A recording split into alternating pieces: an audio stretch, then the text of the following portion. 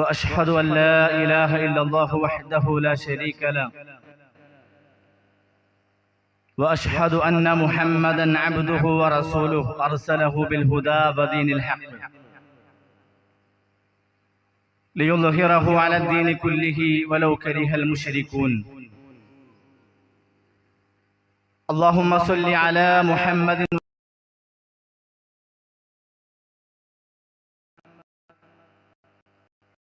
كما صليت على إبراهيم وعلى آل إبراهيم إنك حميد مجيد.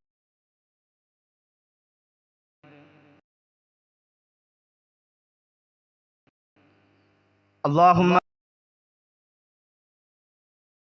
وعلى آل محمد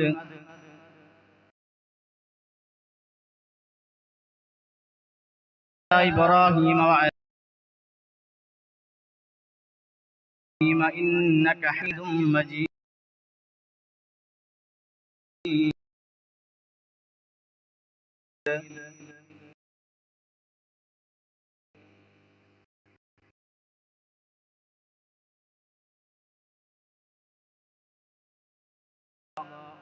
وخير السنن سنن محمد صلى الله عليه وسلم محدثاتها وكل محدثة ضلالة.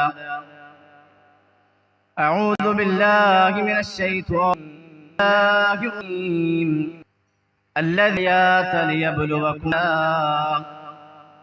في صدري ويسر لي لساني قولي.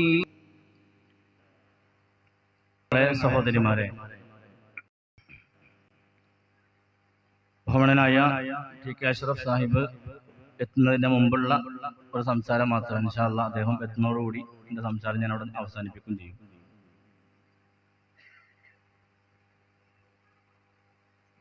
അള്ളാഹു തൻ്റെ അടിമകൾക്ക് ചെയ്തു കൊടുത്ത അനുഗ്രഹങ്ങള് ധാരാളമാണ്. ഏറ്റവും വലിയ അനുഗ്രഹമാണ് ഹിദായത്ത്.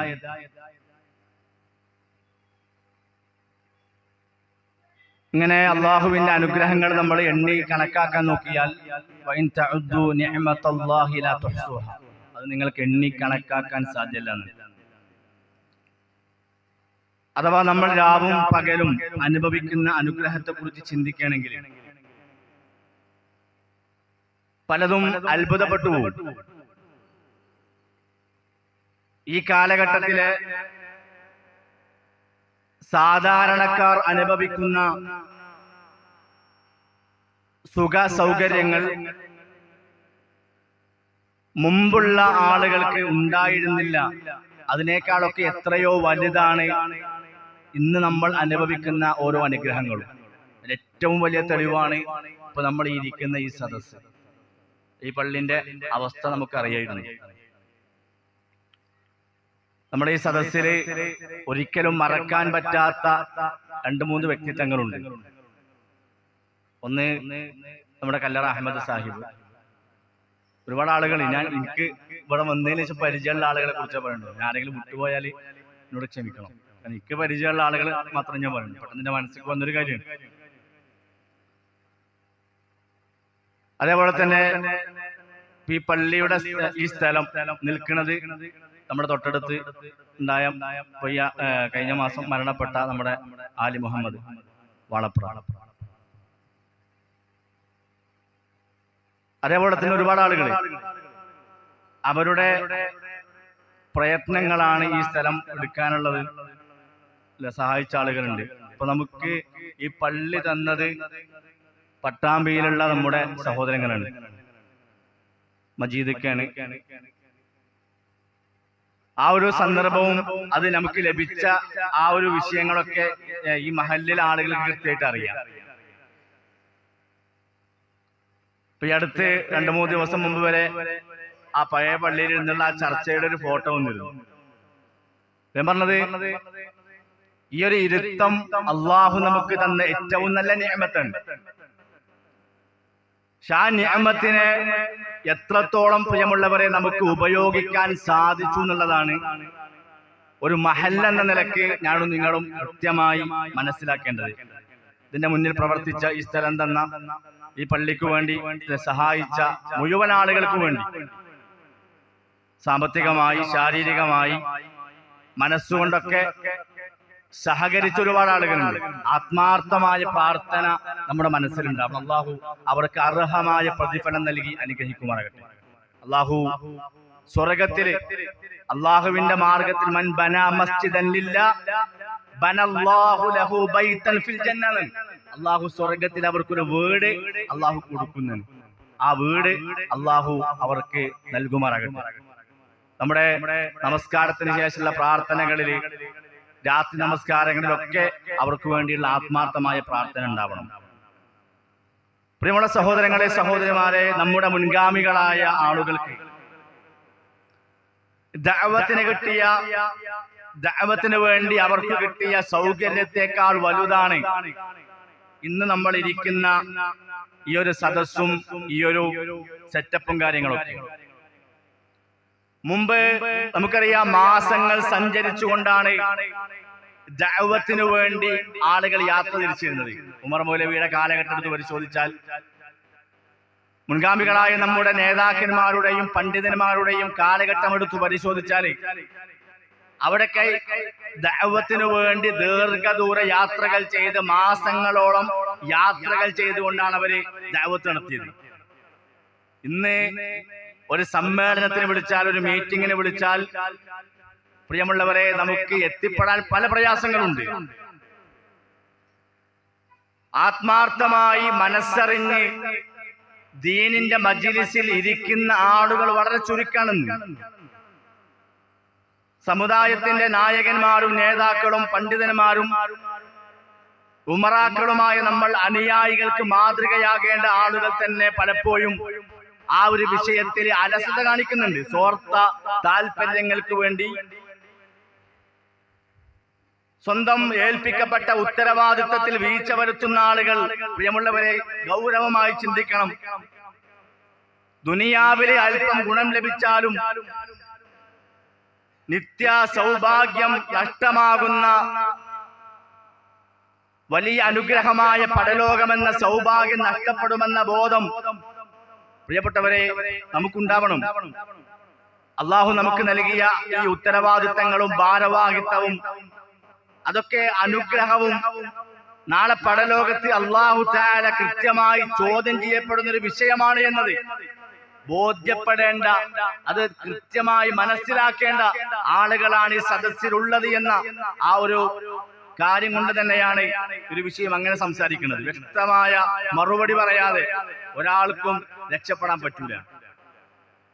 ഇപ്പോൾ നമുക്ക് അനുഭവിച്ച ഈ അനുഗ്രഹം ഉണ്ടല്ലോ, ഈ ഒരു ദിവസം, ഈ ഒരു സെപ്റ്റംബർ 20-ാം തീയതി ഈ ഒരു വൈകുന്നേര സമയത്ത് കാരപ്പുറത്തിന്റെ ഈ പള്ളിയുടെ മുറ്റത്ത് നമുക്ക് ഇരിക്കാൻ ലഭിക്കപ്പെട്ട അനുഗ്രഹം, ഈ ഒരു അവസരം, പ്രിയമുള്ളവരെ, അത് പടച്ച റബ്ബ് നമുക്ക് തന്ന ഏറ്റവും നല്ല നിഅമത്താണ്.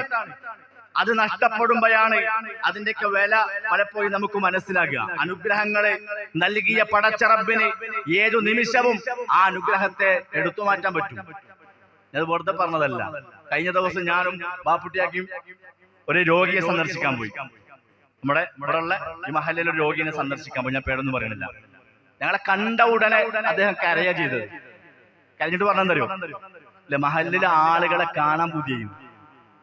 മഹല്ലിലെ ആളുകളെ കാണാൻ പുതിയായി. നിങ്ങൾ വന്നതിൽ വലിയ സന്തോഷമായി. നിങ്ങളൊന്ന് വരണമെന്ന് മനസ്സുകൊണ്ട് ഞാൻ ആഗ്രഹിച്ചിരുന്നു. നിങ്ങളെ കാണണമെന്ന് ഞാൻ ആഗ്രഹിച്ചിരുന്നു. വന്നപ്പോ ഭയങ്കര സന്തോഷമായി. ഞങ്ങളെ കണ്ണ് നിറഞ്ഞുപോയി. പ്രിയപ്പെട്ടവരെ, ഈ അനുഗ്രഹം നഷ്ടപ്പെടുമ്പോഴാണ് നമുക്ക് പടച്ച റബ്ബ് തന്ന അനുഗ്രഹത്തെ കുറിച്ച് എനിക്കും നിങ്ങൾക്കും ബോധ്യമാകുള്ളൂ. ഒരൊറ്റ വയറുവേദന വന്നാൽ മതി, ചിലപ്പോ അതോടുകൂടി തീരും പ്രിയപ്പെട്ടവരെ നമ്മുടെ എല്ലാ സന്തോഷങ്ങളും എല്ലാ ആസ്വാദനങ്ങളും. നമ്മുടെ ചുറ്റുപാടിൽ മാരകമായ ക്യാൻസർ ബാധിച്ച് വേദന കടിച്ചമർത്തി ജീവിക്കുന്നവരുണ്ട് പ്രിയപ്പെട്ടവരെ. അവരെ പോയി സന്ദർശിക്കുമ്പോഴാണ് നമുക്ക് അല്ലാഹു തന്ന അനുഗ്രഹത്തെ കുറിച്ച് നമുക്ക് ബോധ്യപ്പെടുക. ആഴ്ചയിൽ 1, 2, 3 ദിവസം ഡയാലിസിന് 3 തവണയൊക്കെ ഡയാലിസിന് പോകുന്ന കിഡ്നി രോഗികളോട് നമ്മുടെ നാട്ടില് ശരീരം പൂർണ്ണമായി തളർന്ന് അനങ്ങാൻ പറ്റാതെ ദിവസങ്ങൾ എണ്ണി നീക്കുന്ന ആളുകൾ നമ്മുടെ മഹല്ലത്തിലുണ്ട്. അവരെ പോയി സന്ദർശിക്കുമ്പോഴാണ് പ്രിയപ്പെട്ടവരെ പടച്ചറബ് നമുക്ക് തന്ന അനുഗ്രഹത്തെ കുറിച്ച് എനിക്കും നിങ്ങൾക്കും ബോധ്യമാകുക. സ്വന്തം ഭാര്യക്കും മക്കൾക്കും ഒന്ന് കാണാനോ പരിചരിക്കാനോ സാധിക്കാതെ ഇന്നും വെന്റിലേറ്ററിൽ കഴിയുന്ന ആളുകൾ നമ്മുടെ കുടുംബത്തിലുണ്ട്, നമ്മുടെ സംഘടനയിലുണ്ട്. നമുക്കറിയാം, വടവറത്തുള്ള നമ്മുടെ നസീബ് ഇന്നും അദ്ദേഹം കണ്ണു തുറന്നിട്ടില്ല. സ്വന്തം ഭാര്യനെ കാണാൻ ഒരൊറ്റ ദിവസം, ഒരു രാത്രി, ഒരു നിമിഷം കൊണ്ട് വന്ന ചെറിയ സ്ട്രോക്കാണ്. ഇന്നും അദ്ദേഹം തന്റെ ഭാര്യയെ തിരിച്ചറിഞ്ഞിട്ടില്ല. പ്രിയപ്പെട്ട പ്രവർത്തകരെ, പടച്ചറബ് തന്ന അനുഗ്രഹം അത് പടച്ചറബിനെ എടുത്തു നീക്കാൻ അധിക സമയമൊന്നും വേണ്ട, നിമിഷങ്ങൾ മാത്രം മതി. നമ്മുടെ ഭാര്യയ്ക്ക് നമ്മളെ കാണാൻ പറ്റാത്ത, അവരോടൊന്ന് സംസാരിക്കാൻ പറ്റാത്ത, നമ്മുടെ മക്കളെ മുഖമൊന്ന് കാണാൻ പറ്റാത്ത, ഇനി കണ്ടാൽ തന്നെ ഇത് എന്റെ മകനാണ്, എന്റെ മകളാണ്, ഇതെന്റെ ഭാര്യയാണ് എന്ന് തിരിച്ചറിയാൻ പറ്റാത്ത അവസ്ഥയിലേക്ക് പടച്ചറബ് മാറ്റുന്നതിന്റെ മുമ്പ് പടച്ചറബ് നമുക്ക് തന്ന അനുഗ്രഹത്തെ കുറിച്ച് ഞാനും നിങ്ങളും ചിന്തിക്കണം. പ്രിയപ്പെട്ടവരെ, മൂക്കിലും കഴുത്തിലും പൈപ്പിട്ട് ഭക്ഷണവും വെള്ളവും കൊടുക്കേണ്ടി വരുന്ന ആളുകൾ, ശരീരം മുഴുവൻ ചൊറി ബാധിച്ച് ഒരേ സമയം ശാരീരികമായും മാനസികമായും തളർന്ന ആളുകൾ നമ്മുടെ കുടുംബത്തിലുണ്ട്, സമൂഹത്തിലുണ്ട്, മഹല്ലിലുണ്ട്. ഇത് എന്നെയും നിങ്ങളെയും ബാധിക്കുന്നതിന്റെ മുമ്പ് കിട്ടിയ ആരോഗ്യവും കിട്ടിയ സമയവും നന്മയിൽ ഉപയോഗപ്പെടുത്താൻ, പ്രബോധന പ്രവർത്തന മേഖലകളിൽ ഉപയോഗപ്പെടുത്താൻ സഹോദരങ്ങളെ നമുക്ക് പറ്റണം. നോക്കൂ, കഴിഞ്ഞ ദിവസം നമ്മുടെ ഒരു സുഹൃത്ത്, ഏതാ ജില്ല എനിക്ക് ഓർമ്മയില്ല, നമ്മുടെ സുഹൃത്ത് വിസ്ഡം ഡേ കഴിഞ്ഞ് അതിനു വേണ്ടിയുള്ള സജ്ജീകരണങ്ങൾ ഒരുക്കി വീട്ടിലേക്ക് അദ്ദേഹം റെഡിയാക്കാൻ പോയതാണ്. പക്ഷെ പോണ പോക്കില് ആക്സിഡന്റ് സംഭവിച്ചു മരണപ്പെട്ടു. നമുക്ക് എത്ര നല്ല സൗഭാഗ്യം അല്ലെ! ഒരു ദഅവത്തിന് വേണ്ടി എല്ലാവിധ സജ്ജീകരണങ്ങളും ആ മഹലിൽ ഒരുക്കി വെച്ചിട്ട് തന്റെ വീട്ടിലേക്ക് അദ്ദേഹം പോയതാണ്. പോണ പോക്കില് ആക്സിഡന്റ് സംഭവിച്ചു മരണം. പ്രിയപ്പെട്ടവർ, ഏതു നിയമവും നമുക്ക് വരാം, പക്ഷേ ആ മരണത്തിന്റെ എൻഡിങ് അത് നന്മയിലാകാൻ ഇപ്പോഴും വിശ്വാസം.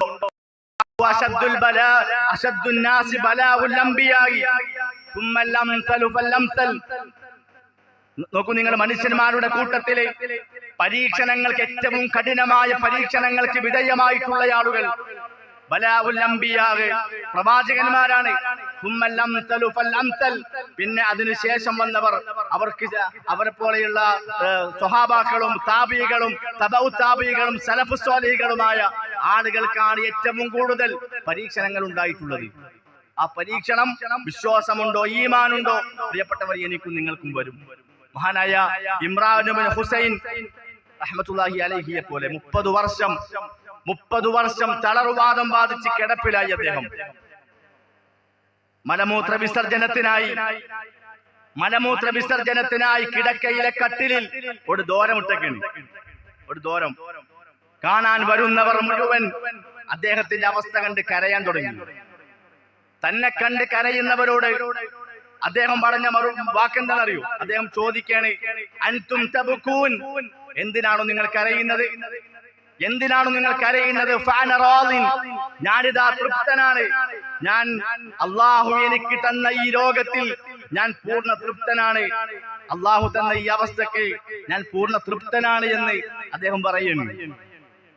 അദ്ദേഹം പറഞ്ഞതറിയോ? എനിക്ക് ശരീരം കൊണ്ടൊന്നും ചെയ്യാൻ പറ്റൂല, എന്റെ ശരീരം കൊണ്ട് എനിക്കൊന്നും ചെയ്യാൻ സാധിക്കൂല, പക്ഷെ ഈ നാവ് കൊണ്ട്, എന്റെ റബ്ബിനെ സ്മരിക്കാനും ഓർക്കാനും അതുകൊണ്ട് ഇബാദത്തുകൾ എടുക്കാനും എന്നെ കൊണ്ട് സാധിക്കുന്നു. അൽഹംദുലില്ലാഹ്, അല്ലാഹുവേ സ്തുതി എന്ന് പറഞ്ഞ മഹാനായ ഇമ്രാൻ ഇബ്നു ഹുസൈൻ റഹ്മത്തുള്ളാഹി അലൈഹിയെ പോലെ പ്രിയമുള്ളവരെ, ഏതവസ്ഥയിലും ഇങ്ങനെ തൃപ്തിപ്പെടാൻ നമുക്ക് പറ്റണം. അതിന് തൃപ്തിപ്പെടണമെങ്കിൽ അള്ളാഹു തന്ന ആയുസ്സുള്ള കാലഘട്ടത്തിൽ, ആരോഗ്യമുള്ള സമയത്ത് അള്ളാന്റെ മാർഗത്തിൽ പ്രവർത്തിച്ചാലേ നമുക്ക് ഇതുപോലെ തൃപ്തിപ്പെടാൻ പറ്റുള്ളൂ. അള്ളാഹു ഇത്തരം പരീക്ഷണങ്ങളിൽ നിന്ന് നമ്മെ കാത്തു രക്ഷിക്കുമാറാകട്ടെ. അള്ളാഹുവിന്റെ വിശാലമായ ഈ ഭൂമിയിൽ അള്ളാഹു തന്ന കണ്ണും, അള്ളാഹു തന്ന കാതും, കൈകളും, ശരീരവും, ആരോഗ്യവും, എല്ലാ അനുഗ്രഹങ്ങളും അനുഭവിച്ച് ജീവിച്ചിട്ട്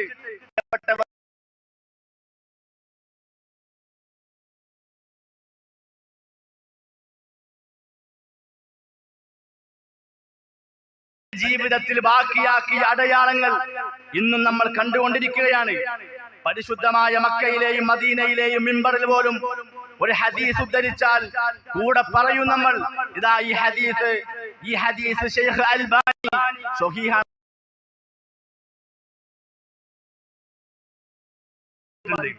സൗദി അറേബ്യയിലെ ഷെയ്ഖ് ഉസൈമീൻ റഹ്മത്തുള്ളാഹി അലൈഹി ബാക്കി വെച്ച അടയാളങ്ങൾ പ്രിയപ്പെട്ടവരെ നമുക്ക് കാണാൻ സാധിക്കും.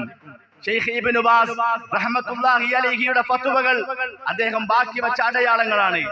ഷെയ്ഖുൽ ഇസ്ലാം ഇബ്നു തൈമിയയും അതേപോലെയുള്ള മറ്റു പണ്ഡിതന്മാരുമൊക്കെ രചിച്ച ഗ്രന്ഥങ്ങൾ ഇത് നമുക്കുള്ള അവർ ബാക്കി വെച്ച അടയാളങ്ങളാണെങ്കിൽ പ്രിയപ്പെട്ടവരെ, അള്ളാഹുവിന്റെ മാർഗത്തിൽ ഞാനും നിങ്ങളും എന്ത് അടയാളമാണ്? ഇതാ ജസീൽ ബാക്കി വെച്ച അടയാളമാണ്. അദ്ദേഹം തുടങ്ങി വെച്ച സംരംഭമാണ് ഈ QHLS ക്ലാസ്. നാട്ടിലെ ഇന്നയാള് തുടങ്ങി വെച്ചതാണ് കൊണ്ടാണ് അന്ന് അതൊക്കെ ഭംഗിയായി നടന്നത് എന്ന് നമ്മളെ കുറിച്ച് മറ്റുള്ള ആളുകൾ പറയുന്ന എന്ത് അടയാളമാണ് പ്രിയപ്പെട്ടവരെ ഞാനും നിങ്ങളും ബാക്കിയാക്കിയത്? നമ്മുടെ കേരളക്കര എടുത്തു നോക്കൂ നിങ്ങൾ.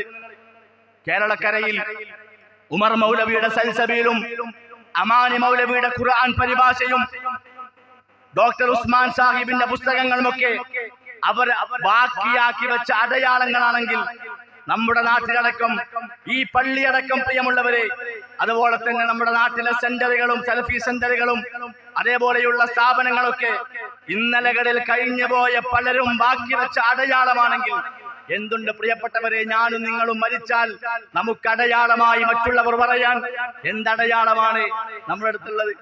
നമുക്ക് പറയാൻ പറ്റുമോ? ഞാൻ അന്ന് വിസ്ഡം യൂത്തിൽ പ്രവർത്തിച്ചത് കൊണ്ടാണ് ഇങ്ങനൊരു സംഭവമാണ് ഉണ്ടായത്. ആ ആള് തൗഹീദിലേക്ക് വന്നത് എന്റെ പ്രവർത്തനം കാരണമാണെന്ന് പറയാൻ സഹോദരങ്ങളെ സഹോദരിമാരെ നമുക്ക് സാധിക്കും എന്നുള്ളത് ഗൗരവമായിട്ട് നമ്മൾ ചിന്തിക്കണം. ഇന്ന് എത്ര അവസരങ്ങൾ നമുക്ക് മുന്നിലുണ്ട് ദീനു പഠിക്കാനും അത് പ്രചരിപ്പിക്കാനും. QHLS ക്ലാസ് നടക്കുന്നുണ്ട്. എല്ലാ ചൊവ്വാഴ്ചയും സ്ത്രീകൾക്ക് QHLS ക്ലാസ് മദ്രസയിൽ വെച്ച് നടക്കാം ഉച്ചയ്ക്ക് 2 മണിക്ക്. എത്ര സ്ത്രീകൾ പ്രിയമുള്ളവരെ ഖുർആൻ പഠിക്കാൻ വരുന്നുണ്ട്? എത്ര സ്ത്രീകള് അള്ളാഹുവിന്റെ ദീന് പഠിക്കാൻ ഖുർആൻ പഠിക്കാൻ ആത്മാർത്ഥമായി വരുന്ന എത്ര സഹോദരിമാരുണ്ട്? അള്ളാഹു നമുക്ക് തന്ന അവസരത്തെ പലപ്പോഴും നമ്മൾ ഉപയോഗപ്പെടുത്തുന്നില്ല. ഒരു വിജ്ഞാന വേദിയിൽ നമുക്ക് എത്ര ആളുകൾക്ക് പങ്കെടുക്കാൻ പറ്റും? ആഴ്ചയിലെ എല്ലാ ഞായറാഴ്ചയും CRE നടക്കുന്നുണ്ട്. മദ്രസ കഴിഞ്ഞു പോയ കുട്ടികൾക്ക് CRE പഠന ക്ലാസ് ഉണ്ട്. നമ്മുടെ എത്ര മക്കൾ പ്രിയപ്പെട്ടവർ ആ CRE ക്ലാസ്സിൽ വരുന്നുണ്ട്? 10-20ഓളം കുട്ടികളെ CREയിൽ പഠിക്കുന്നുണ്ട്. നമ്മുടെ കാരപ്പുറത്ത് മദ്രസയിൽ വെച്ച് എല്ലാ ഞായറാഴ്ചയും രാവിലെ നടക്കുക ക്ലാസ് എടുക്കണ ഞാനും ചില ആളുകളൊക്കെ എടുക്കുന്നുണ്ട്. നമ്മുടെ മക്കൾ ആ ഒരു ക്ലാസ്സിലുണ്ടോ ഇല്ലെന്ന് നമ്മൾ ഗൗരവമായിട്ട് ചിന്തിക്കണം. ഈ കാലഘട്ടം നമുക്കറിയാം. മക്കൾ പോയിക്കൊണ്ടിരിക്കുന്ന അപകടങ്ങളെ കുറിച്ച് നമുക്കറിയാം. അവർക്ക് എന്തുകൊണ്ടും ദീന് ലഭിക്കേണ്ട സമയവും സന്ദർഭമാണ്. അത് കൊടുക്കാൻ, അതവർക്ക് ലഭിക്കാനുള്ള അവസരമുണ്ടായിട്ടും അവിടെ പറഞ്ഞേക്കാൻ രക്ഷിതാക്കളായി നമുക്ക് സാധിക്കണില്ലെങ്കിൽ പ്രിയപ്പെട്ടവരെ, ആ മക്കൾ നമുക്ക് നഷ്ടപ്പെടുമ്പോഴാണ് പലപ്പോഴും നമുക്ക് അതിൻ്റെയൊക്കെ ഗൗരവവും അതിൻ്റെയൊക്കെ ആവശ്യവും നമുക്ക് ബോധ്യപ്പെടുക. അതുകൊണ്ട് കിട്ടിയ സമയം, കിട്ടിയ ആരോഗ്യവും ഒഴിവ് സമയവും പരമാവധി അള്ളാഹുവിന്റെ മാർഗത്തിൽ ഉപയോഗിക്കാൻ നമുക്ക് സാധിക്കണം. ഒന്നിനും പറ്റാതെ തനിച്ചായി പോകുന്ന ചില സമയമുണ്ട്. അപ്പോഴാണ് അതിൻ്റെയൊക്കെ നഷ്ടബോധം പ്രിയപ്പെട്ടവരെ നമുക്ക് ബോധ്യപ്പെടുള്ളൂ. അതാ പ്രവാചകൻ സല്ലല്ലാഹു അലൈഹി വസല്ലം പറഞ്ഞത്,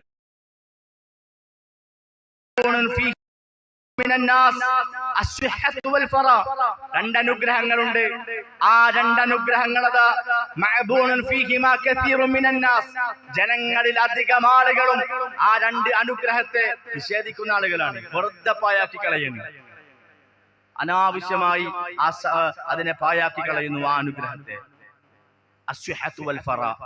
ഒന്ന് തന്റെ ആരോഗ്യവും തന്റെ ഒഴിവു സമയമാണ്. ഇത് വെറുതെ ആളുകൾ നഷ്ടപ്പെടുത്തിക്കൊണ്ടിരിക്കുകയാണ്. കിട്ടുന്ന സമയം അള്ളാന്റെ ദീന് പഠിക്കാനും അത് പ്രചരിപ്പിക്കാനും സഹോദരങ്ങളെ നമ്മൾ സമയം കണ്ടെത്തണം. നഷ്ടപ്പെട്ടു പോയ സമയം പിന്നെ തിരിച്ചു കിട്ടൂല. ഇപ്പൊ ഈ ഉള്ള ഈ ആരോഗ്യം അത് നഷ്ടപ്പെട്ടാൽ പ്രിയമുള്ള നഷ്ടപ്പെടാൻ അധിക സമയം വേണ്ട. അന്ന് നമ്മുടെ മനസ്സ് കൊതിക്കും പ്രിയപ്പെട്ടവരെ, ഒന്ന് പ്രവർത്തിച്ചിരുന്നെങ്കിൽ, ഒന്ന് പള്ളിയിൽ പോയിരുന്നെങ്കിൽ, ഒന്നെല്ലാവരെയും ഒന്ന് കണ്ടിരുന്നെങ്കിൽ എന്ന് അന്ന് നമ്മൾ കൊതിക്കും. അതുകൊണ്ട് ഈ ജീവിതം പ്രിയപ്പെട്ടവരെ തമാശയല്ല, അടിച്ചു പൊളിച്ച് ജീവിക്കാനുള്ളതല്ല ഈ ജീവിതം. ഇവിടെയുള്ള മൃഗങ്ങളെ പോലെ തിന്നും കുടിച്ചും രമിച്ചും രസിച്ചും ആഹ്ലാദിച്ചങ്ങു തീർക്കാമെന്ന് ആരും തന്നെ വിചാരിക്കേണ്ടതില്ല. അല്ലാഹു സുബ്ഹാനഹു വ തആല വിശുദ്ധ ഖുർആനിലൂടെ ഓർമ്മപ്പെടുത്തിയത് അല്ലദീ ഖലഖൽ മൗത വൽ ഹയാത ലിയബ്ലുവകും അയ്യുകും അഹ്സനു അമലാ. അല്ലദീ ഖലഖൽ മൗത വൽ ഹയാത, ജീവിതത്തെയും മരണത്തെയും നൽകിയിട്ടുള്ളത് ലിയബ്ലുവകും അയ്യുകും അഹ്സനു അമലാ, ആരാണ് ഏറ്റവും നന്നായി പ്രവർത്തിക്കുന്നത് എന്ന് പരിശോധിക്കാൻ വേണ്ടിയാ. അതുകൊണ്ട് പ്രിയപ്പെട്ടവരെ, സഹോദരങ്ങളെ, സഹോദരിമാരെ, വളരെ ഗൗരവത്തോടു കൂടി നാം ആലോചിക്കണം, എന്ത് നമ്മൾ ചെയ്തു അള്ളാന്റെ മാർഗത്തിൽ നിന്ന് റഹ്മാനായ റബ്ബിനു വേണ്ടി എത്ര സമയം നമുക്ക് മാറ്റിവെക്കാൻ സാധിച്ചു എന്നുള്ളത് വളരെ ഗൗരവത്തിൽ ഞാനും നിങ്ങളും ചിന്തിക്കുക. നോക്കൂ, നിങ്ങൾ പ്രവാചകൻ സല്ലല്ലാഹു അലൈഹി വസല്ലമയുടെ സ്വഹാബത്ത്, മഹാന്മാരായ സലഫുകൾ ആ സ്വഹാബത്തിനെ കുറിച്ച് പറഞ്ഞത് ഇന്നാ സ്വഹാബ മുഹമ്മദിൻ സല്ലല്ലാഹു അലൈഹി വസല്ലം കാന അഫ്ളലു ഹാദിഹിൽ ഉമ്മ. പ്രവാചകൻ സല്ലല്ലാഹു അലൈഹി വസല്ലമയുടെ സ്വഹാബാക്കളെ ഈ ഉമ്മത്തിലെ ഏറ്റവും ശ്രേഷ്ഠതയുള്ള ആളുകളാണ്. വഅബറഹാ ഖുലൂബൻ വഅമകഹാ ഇൽമ, അഗാധമായ പാണ്ഡിത്യമുള്ളവരും ഏറ്റവും നല്ല പുണ്യം ചെയ്യുന്ന ഹൃദയത്തിന്റെ ഉടമകളുമാണ് പ്രവാചകന്റെ സ്വഹാബത്ത്. വഅഖല്ലഹാ തഖല്ലുഫൻ, ഉള്ളിലൊരു സ്വഭാവം വെച്ച് ഉള്ളിൽ വേറൊരു സ്വഭാവം വെച്ച് പുറത്ത് മറ്റൊരു സ്വഭാവം കാണിക്കാൻ അറിയാത്ത ആളുകളാണ് പ്രവാചകന്റെ സ്വഹാബത്ത്. ഇഖ്താറഹുമുല്ലാഹു ബിസുഹ്ബത്തി നബിയിഹി, പ്രവാചകന്റെ സുഹ്ബത്തിനു വേണ്ടി, പ്രവാചകന്റെ സഹവാസത്തിനു വേണ്ടി, നബിയുടെ കൂടെ ജീവിക്കാൻ അള്ളാഹു തെരഞ്ഞെടുത്തവരാണ് ആ സ്വഹാബാക്കളെന്ന് സലഫുകൾ പറയുമ്പോ, പ്രിയമുള്ളവരെ, ആ സ്വഹാബത്തിന്റെ ഒന്നാമത്തെ പ്രത്യേകത എന്താണെന്നറിയോ? ഒന്നാമത്തെ പ്രത്യേകത, ആ സ്വഹാബത്ത് ദീനിന് എന്തെല്ലാം ആവശ്യമുണ്ടോ അതെല്ലാം നൽകാൻ പ്രവാചകന്റെ സ്വഹാബത്ത് തയ്യാറായിട്ടുണ്ട്. അതെല്ലാം നൽകി. ഇസ്ലാം ദീനിന് എന്തെല്ലാം ആവശ്യമാണോ അതൊക്കെ കൊടുത്തു സ്വഹാബത്ത്. പ്രവാചകൻ സല്ലല്ലാഹു അലൈഹി വസല്ലമ സ്വഹാബാക്കളോട് പറയാ, സ്വഹാബ, അബീസീനിയയിലേക്ക് നിങ്ങൾ ഹിജ്റ പോകണം. അബീസീനിയയിലേക്ക് ഹിജ്റ പോകണം. പ്രവാചകന്റെ സ്വഹാബത്തിന് ഒരൊറ്റ ചോദ്യമേ പ്രിയമുള്ളവരെ തിരിച്ചു ചോദിക്കാനുള്ളൂ. നബിയെ, അള്ളാന്റെ കൽപ്പനയാണ്. മക്ക എന്ന നാടുവിട്ട് അങ്ങ് ദൂരെ അറബി ഭാഷ പോലും അറിയാത്ത സ്വഹാബികൾ ഹിജ്റ പോകുന്ന കാലഘട്ടത്തിൽ അബീസീനിയ അറബി ഭാഷ അറിയാത്ത നാടാണ്. പിന്നീട് ഇസ്ലാമിക പ്രബോധനം നടത്തിയപ്പോഴാണ് ആ നാടിന്റെ മാതൃഭാഷ അറബി ഭാഷയായി മാറുന്നത്. സ്വഹാബാക്കളെ ചോദ്യം, നബിയെ, മക്ക വിട്ട് അബീസീനിയയിലേക്ക് പോകണമെന്നത് അള്ളാന്റെ കൽപ്പനയാണോ? പ്രവാചകൻ പറഞ്ഞു, അതെ, അള്ളാന്റെ കൽപ്പനയാണ്. സ്വഹാബാക്കൾ യാത്ര പോവുകയാണ്. സ്വഹാബാക്കൾ യാത്ര പോവുക. നമുക്ക് ഇവിടുന്ന് തൊട്ടടുത്ത പ്രദേശത്ത് ഒരു മീറ്റിംഗ് നടന്ന് അങ്ങോട്ട് പോകാൻ വയ്യ. സ്വഹാബാക്കൾ പോണത് പ്രിയപ്പെട്ടവരുടെ യുദ്ധത്തിനാണ്.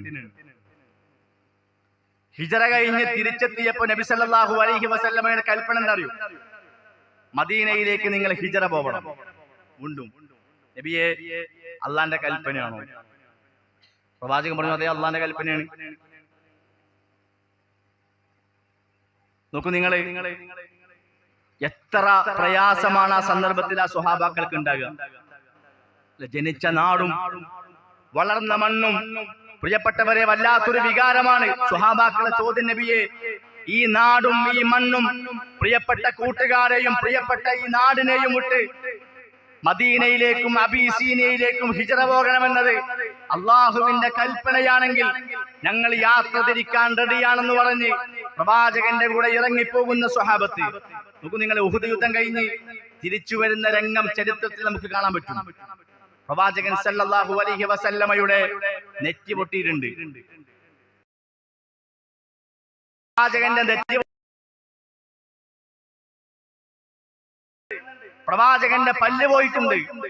അതിശക്തമായ പ്രയാസങ്ങൾ അനുഭവിച്ച് എത്തിയപ്പോ അന്ന് രാത്രി പ്രിയപ്പെട്ടവരെ സ്വഹാബത്തിനോട് പറയാ, സ്വഹാബ, നാളെ ഒരു പ്രഭാതമുണ്ടെങ്കിൽ നിങ്ങൾ നേരെ ഹംറാഉൽ അസദിലേക്ക് നിങ്ങൾ എത്തണം. സ്വഹാബ, നാളെ പ്രഭാതത്തിൽ നിങ്ങൾ ഹംറാഉൽ അസദിലേക്ക് നിങ്ങൾ എത്തണം. സ്വഹാബത്തിന്റെ ചോദ്യമുണ്ട്, നബിയെ, ഉഹുദ് യുദ്ധം കഴിഞ്ഞ് വന്ന് ക്ഷീണം മാറിയിട്ടില്ല. അന്ന് രാത്രി പ്രവാചകൻ പറയണത്, നിങ്ങൾ നാളെ സുബഹിക്ക് ഹംറാഉൽ അസദിലേക്ക് നിങ്ങൾ എത്തണം. സ്വഹാബത്ത് ചോദിക്കുക, നബിയെ, ഉഹുദ് യുദ്ധത്തിൽ കയ്യിനെ വെട്ടേറ്റുകാണ്ട് അറ്റു തൂങ്ങിക്കിടക്കുന്ന കൈകളുള്ള ആളുകൾ ഞങ്ങളുടെ കൂട്ടത്തിലുണ്ട്. കൈ മുറിഞ്ഞു പോയ ആളുകളുണ്ട്, കാല് മുറിഞ്ഞു പോയ ആളുകൾ ഞങ്ങളുടെ കൂട്ടത്തിലുണ്ട്. ആ മുറിഞ്ഞു പോയ കൈകളും കാലുകളും അറ്റുപോയ കൈകളും കാലുകളും ചൂണ്ടിക്കാണിച്ച് നബിയോട് ചോദിക്കാൻ, നബിയെ, ഈ മുറിഞ്ഞ കൈകളുമായി മുറിഞ്ഞു പോയ ഈ കാലുകളുമായി ഈ രാത്രി ഞങ്ങൾ യാത്ര തിരിക്കണോ പ്രവാചകരെ? പ്രവാചകൻ സല്ലല്ലാഹു അലൈഹി വസല്ലം പറഞ്ഞു, നിങ്ങൾ യാത്ര പോകൽ നിർബന്ധമാണ്. സ്വഹാബത്ത് പറഞ്ഞു, പ്രവാചകരെ, ഞങ്ങളുടെ ശരീരത്തിൽ ഞങ്ങൾക്ക് അനുഭവിച്ച വേദനയേക്കാൾ, ഞങ്ങളുടെ ശരീരത്തിൽ അവയവങ്ങൾ നഷ്ടപ്പെട്ട വേദനയേക്കാൾ ഞങ്ങളുടെ മനസ്സുകൾക്ക് പ്രയാസമുണ്ട്. കാരണം എന്താണെന്നറിയോ? പ്രിയപ്പെട്ട ഹംസ റളിയല്ലാഹു അൻഹു ഞങ്ങളുടെ കൂടെ ഇല്ല. അദ്ദേഹം ഉഹുദ് യുദ്ധത്തിൽ കൊല്ലപ്പെട്ടു. നമുക്കറിയാം അദ്ദേഹത്തെ കൊന്നത് എങ്ങനെയെന്നുള്ളത്. അദ്ദേഹത്തെ കൊന്ന് അദ്ദേഹത്തിന്റെ നെഞ്ചു കീറി കരളിന്റെ ശബ്ദം അന്ന് ആ രംഗം സ്വഹാബത്ത് കണ്ടിട്ടാണ് പ്രിയമുള്ളവരെ ചോദിക്കുന്നത്, അല്ലാന്റെ പ്രവാചകരെ, ഹംസ റളിയല്ലാഹു അൻഹു ഞങ്ങളുടെ കൂടന്നില്ല, അദ്ദേഹത്തെ കൊന്നത് നിങ്ങൾ കണ്ട കാഴ്ചയല്ലേ? ഞങ്ങളുടെ ശരീരത്തിൽ അനുഭവിക്കുന്ന വേദനയേക്കാൾ വേദന ഞങ്ങളുടെ മനസ്സുകൾക്കുണ്ട്. മഹാനായ മിസ്അബ് റളിയല്ലാഹു അൻഹു ഞങ്ങളുടെ കൂടെയില്ല. ആരാ പ്രിയപ്പെട്ടവരെ മിസ്അബ്? മക്കയിലെ തെരുവീതിയിലൂടെ മിസ്അബ് നടന്നുപോയാൽ നോക്കാത്ത പെണ്ണുങ്ങളില്ല എന്ന് പ്രവാചകൻ പറഞ്ഞു. അത്രമാത്രം സുന്ദരനായ അതിസമ്പന്നനായ കുടുംബത്തിൽ ജനിച്ച മിസ്അബ് റളിയല്ലാഹു അൻഹു ഇസ്ലാം സ്വീകരിച്ചപ്പോൾ പ്രിയപ്പെട്ടവരെ ഒന്നുമില്ലാതായി. സമ്പത്തില്ല, കുടുംബമില്ല, ഒന്നുമില്ലാതെ അദ്ദേഹം പ്രവാചകന്റെ കൂടെ ഇറങ്ങിത്തിരിക്കുകയാണ്. ആ മിസ്അബ് റളിയല്ലാഹു അൻഹു പ്രവാചകൻ പറഞ്ഞെന്തരോ, മിസ്അബ് റളിയല്ലാഹു അൻഹു നടന്നുപോയാൽ കിലോമീറ്ററുകളോളം ആ അദ്ദേഹത്തിന്റെ സുഗന്ധത്തിന്റെ മണം കിട്ടുന്നുണ്ട്. അത്രമാത്രം സമ്പന്ന കുടുംബത്തിൽ ജനിച്ച ആളാ മിസ്അബ് റളിയല്ലാഹു അൻഹു. മിസ്അബ് റളിയല്ലാഹു അൻഹു പ്രിയമുള്ളവരെ ആ യുദ്ധത്തിൽ കൊല്ലപ്പെട്ടു. ആരുടെ മണ്ണിലേക്ക് പ്രിയപ്പെട്ടവർ ഇറക്കി വെച്ച് 60ഓളം പ്രിയപ്പെട്ട സ്വഹാബാക്കൾ നബിയെ ഉഹുദിന്റെ മണ്ണിൽ ഷഹീദായിട്ടുണ്ട്. ആ വേദന ഞങ്ങളുടെ മനസ്സിൽ നിന്ന് പോയിട്ടില്ല. ആ മുറിഞ്ഞ കാലുമായി ഈ കൈകളുമായി പ്രവാചകന്റെ സ്വഹാബത്ത് പ്രിയപ്പെട്ടവരെ ആ രാത്രി ഹംറാഉൽ അസദിലേക്ക് പുറപ്പെടുകയാണ്. എങ്ങനെയെന്നറിയോ? തന്റെ സ്വഹാബത്തിന്റെ ഷോൾഡറിൽ കൈവച്ചിട്ട അങ്ങനെ തൂങ്ങിയാണ്ടാണ് പല സ്വഹാബത്തും ഹിജറ പോണത്. കാരണം നടക്കാൻ കാലില്ലാത്ത ആ ശരീരവുമായി പ്രിയപ്പെട്ടവരെ തന്റെ സ്വഹാബത്തിന്റെ തോളിൽ ഇങ്ങനെ കൈയിട്ട് പിറ്റേന്ന് സുബഹിയായപ്പോ 60ഓളം സ്വഹാബാക്കളെ ഹംറാഉൽ അസദിലേക്ക് എത്തിയെന്ന് ചരിത്രങ്ങൾ നമുക്ക് 140ഓളം സ്വഹാബാക്കളെ ഹംറാഉൽ അസദിലേക്ക് എത്തിയെന്ന് ചരിത്രങ്ങൾ നമുക്ക് പഠിപ്പിച്ചിരുന്നുണ്ട്. ഞാൻ സൂചിപ്പിച്ച എന്താ അറിയോ? എന്തെല്ലാം അള്ളാഹുവിന്റെ മാർഗത്തിൽ കൊടുക്കണോ അതെല്ലാം കൊടുക്കാൻ സ്വഹാബാക്കൾ തയ്യാറായി എന്നുള്ളതാണ്. സമ്പത്ത് വേണോ? സമ്പത്ത് കൊടുത്തു. ആരോഗ്യമാണോ വേണ്ടത്? ആരോഗ്യം കൊടുത്തു. അവർക്കുണ്ടായ കൊട്ടാരങ്ങളും കൃഷിത്തോട്ടങ്ങളുമാണോ ആവശ്യം?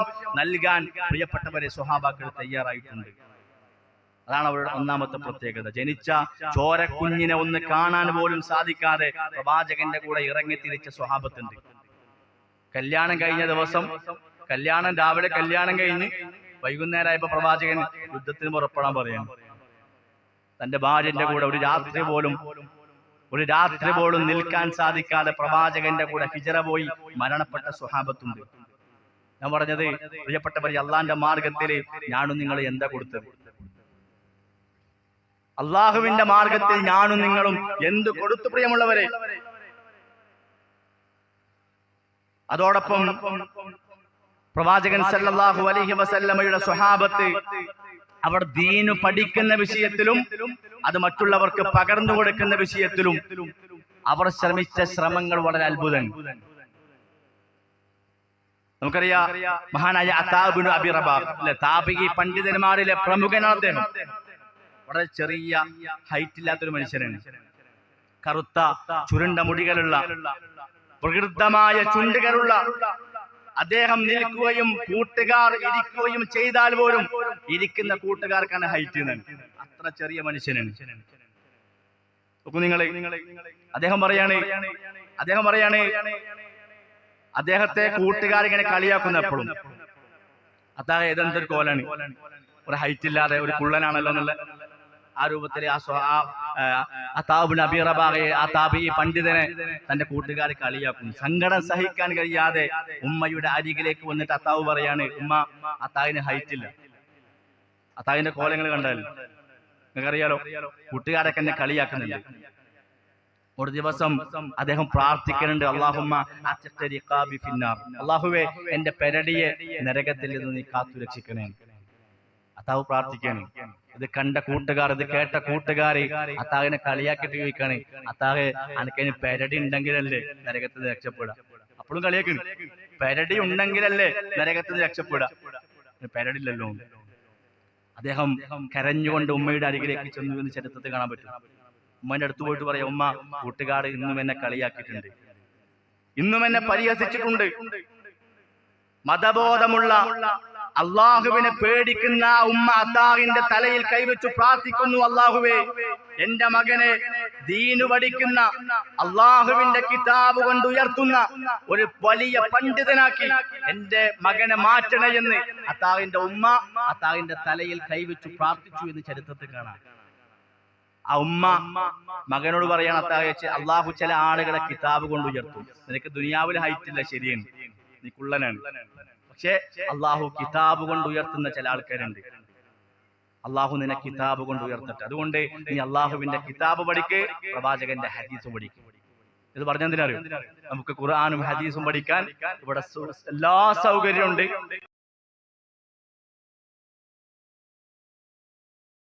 30 വർഷക്കാലം ഇബ്നു അബ്ബാസ് റളിയല്ലാഹു അൻഹുവിന്റെ കൂടെ. ആരാ ഇബ്നു അബ്ബാസ്?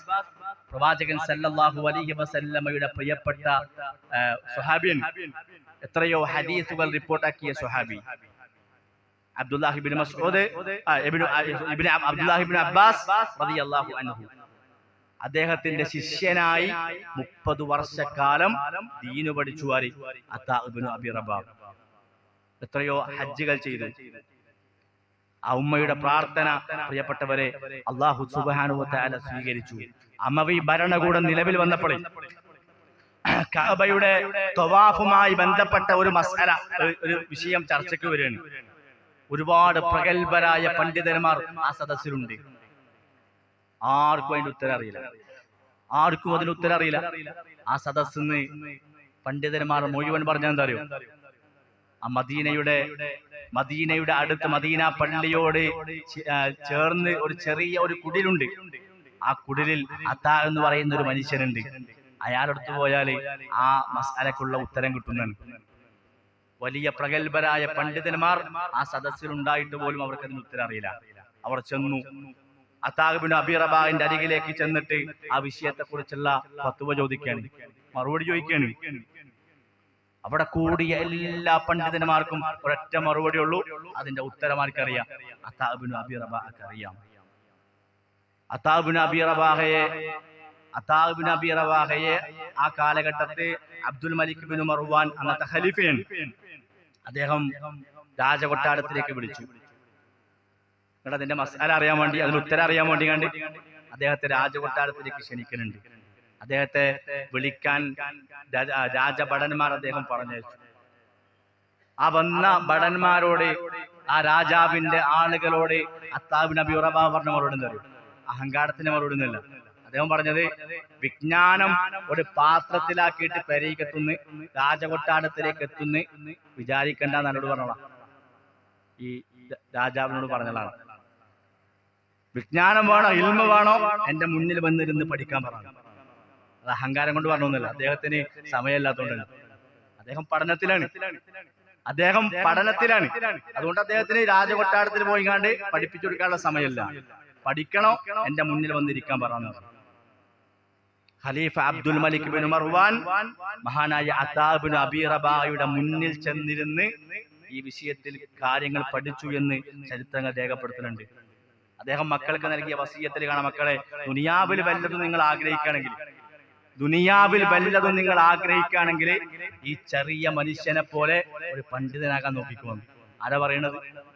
ആ നാട്ടിലെ ഖലീഫ പറയാണ്, സ്വന്തം മക്കൾക്ക് കൊടുക്കുന്ന ഉപദേശമാണെന്ത്, നിങ്ങൾ വലിയ എന്നെ പോലെ രാജാവായിക്കുന്നല്ല, എന്നെപ്പോലെ പൈസക്കാരനായിക്കൊന്നല്ല, എന്നെപ്പോലെ എന്നെ ജോലി നേടിക്കൊന്നല്ല. ഈ ചെറിയ മനുഷ്യനെ പോലെ ദീനിൽ പാണ്ഡിത്യമുള്ള ആളായി നിങ്ങൾ മാറിക്കും. അതുകൊണ്ട് നിങ്ങൾ ഖുർആനും സുന്നത്തും പഠിക്കുകയെന്ന് ആ അബ്ദുൽ മലിക് ബിൻ മർവാൻ, ആ രാജാവ് തന്റെ മക്കൾക്ക് ഉപദേശം കൊടുത്തതായി ചരിത്രങ്ങളിൽ നമുക്ക് കാണാൻ പറ്റും. പ്രിയപ്പെട്ടവരെ, ഒരു രാജ്യത്തിന്റെ ഖലീഫയായിട്ട് പോലും അത്രയും തിരക്ക് പിടിച്ച ജീവിതത്തിനിടയിൽ ആ ചെറിയ മനുഷ്യന്റെ മുന്നിൽ നിന്ന് ദീന് പഠിക്കാൻ ഖലീഫ കാണിച്ച ആ താല്പര്യം, ആ ഖലീഫയേക്കാൾ വലിയ തിരക്കാ പലപ്പോഴും എനിക്കും നിങ്ങൾക്കുള്ളത്. ദീനിന്റെ മജ്‌ലിസിൽ ഒന്ന് ആത്മാർത്ഥമായി വന്നിരിക്കാനും പഠിക്കാനും അല്ലെ അവസരങ്ങൾ നമുക്ക് മുന്നിലുണ്ടായിട്ട് പലപ്പോഴും നമുക്കതിന് സമയം കിട്ടണില്ല. അതുകൊണ്ട് അള്ളാഹുവിന്റെ ഖുർആനും പ്രവാചകൻ സല്ലല്ലാഹു അലൈഹി വസല്ലമയുടെ ഹദീസും പഠിക്കുന്ന സദസ്സുകളിൽ പ്രിയപ്പെട്ടവരെ നമ്മുടെ സാന്നിധ്യം ഉണ്ടാവണം. ആത്മാർത്ഥമായി നമ്മൾ അത്തരം സദസ്സുകളിൽ നമ്മൾ വന്നിരിക്കണം. ദീനു പഠിക്കാൻ ഞാനും നിങ്ങളും തയ്യാറാവണം. അള്ളാഹു എല്ലാ നിലക്കും ഈ ഒരു ഇരുത്തം ഇൻഷാ അല്ലാഹ് അത്തരം വിഷയങ്ങളൊക്കെ പി.കെ. അഷ്റഫ് സാഹിബിന്റെ സംസാരത്തിലുണ്ടാവും. അതുകൊണ്ട് ഞാൻ ആ വിഷയത്തിലേക്ക് പോണില്ല, അവസാനിപ്പിക്കുകയാണ്. പടച്ചറബ്ബ് തന്ന അനുഗ്രഹത്തിന് നന്ദി കാണിക്കാൻ നമുക്ക് പറ്റണം. ഇല്ലെങ്കിൽ പ്രിയപ്പെട്ടവരെ, ഞാൻ തുടക്കത്തിൽ പറഞ്ഞില്ലേ, കാണാൻ കൊതിക്കും. നമ്മൾ മഹല്ലിലെ ആളുകളെ കാണാൻ നമ്മൾ കൊതിക്കുന്ന ഒരു സമയം വരും. അന്ന് പ്രിയപ്പെട്ടവർ നമുക്കതിന് പറ്റാത്തൊരവസ്ഥ ഉണ്ടാവും. അതുകൊണ്ട് കിട്ടുന്ന അവസരത്തെ പരമാവധി ഉപയോഗപ്പെടുത്താൻ ഞാനും നിങ്ങളും തയ്യാറാവുക. അള്ളാഹു നമ്മുടെ ആയുസ്സും ആരോഗ്യവും നന്മയിൽ ചെലവഴിക്കാനുള്ള മനസ്സും തൗഫീഖും അള്ളാഹു പ്രദാനം ചെയ്യുമാറാകട്ടെ. ربنا هب لنا من ازواجنا وذرياتنا قرة اعين وجعلنا للمتقين اماما ربنا آتنا في الدنيا حسنة وفي الآخرة حسنة وقنا عذاب النار. السلام عليكم ورحمة الله وبركاته.